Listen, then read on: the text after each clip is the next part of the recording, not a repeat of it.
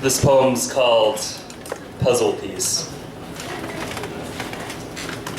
At one point in my life, I felt like a puzzle piece, and for at least 16 out of 18 years, I had the perception that I just didn't fit in. Ever since I was a kid, the society I lived in wanted to get rid of the silence everyone seemed to forbid.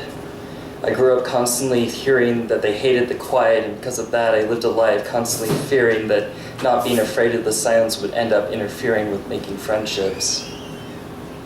You see, I lived most of my life feeling like those who are a square shape of introverted are constantly being forced into a circular hole of sound.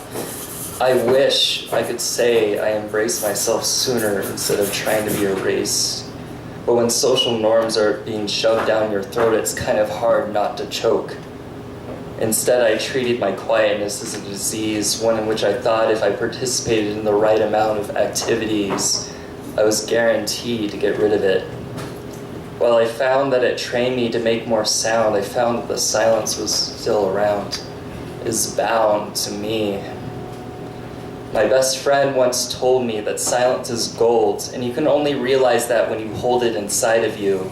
Whenever I think I don't have a place, I embrace the fact that silence is gold, and just because you hold it inside your hands doesn't mean you can't be bold. It took me 16 years to realize you don't have to fit into a mold.